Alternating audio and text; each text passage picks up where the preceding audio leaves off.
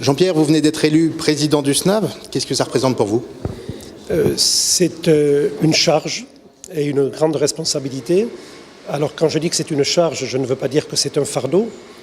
J'espère que ce ne sera pas un fardeau, parce que j'entends bien partager la charge. Et quand je dis que c'est une responsabilité, c'est également, ça crée des obligations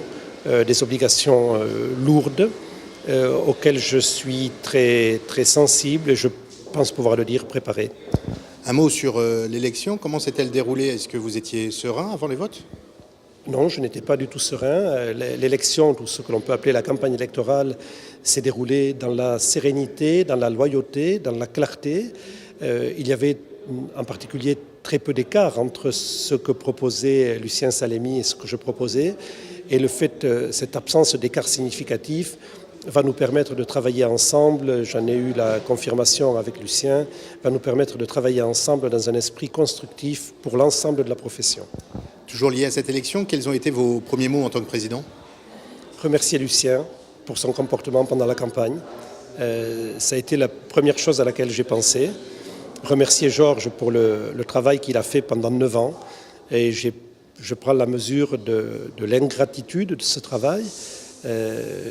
Donc mes premiers mots ont été des mots de remerciement et puis d'exprimer très clairement la volonté de travailler en équipe.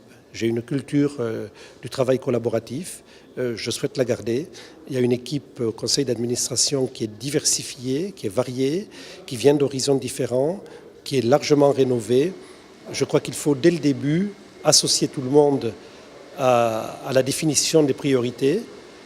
C'est pour ça que j'ai souhaité que l'on organise dès le début du mois de mai une réunion de brainstorming pour voir quels sont les sujets à traiter dans le cadre syndical et dans quel ordre ces sujets doivent être traités. Vous êtes un grand amateur de rugby, tout le monde le sait. Finalement, vous venez de créer une équipe avec un pack qui se doit être fort pour faire face à l'adversité. Absolument, 15 administrateurs. C'est une vraie équipe de rugby. Et une équipe de rugby, ce n'est pas tout le monde pareil. C'est des joueurs complémentaires. Il y en a qui poussent, il y en a de temps en temps qui balancent quelques gifles, il y en a qui sont rapides et futés, qui se faufilent. Et c'est ce qui fait une bonne équipe de rugby, c'est la complémentarité. Et puis il faut quand même un capitaine qui tienne ses troupes et qui évite que ça déborde ou que ce soit désordonné. Travailler en équipe, ce n'est pas travailler dans la cacophonie. Un mot quand même sur votre politique, même si vous avez souligné l'importance du travail en groupe, quand même. À titre plus personnel, quelles sont les 2 ou 3 actions que vous souhaitez réellement mener rapidement, un peu comme les 100 jours d'un nouveau gouvernement ? Les priorités seront définies collectivement.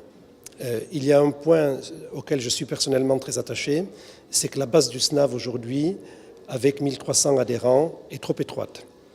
Il faut réfléchir, travailler avec le CETO, avec Level.com, avec les autres acteurs du secteur du voyage, à un groupement qui réunirait l'ensemble des immatriculés, l'ensemble des acteurs du secteur du voyage.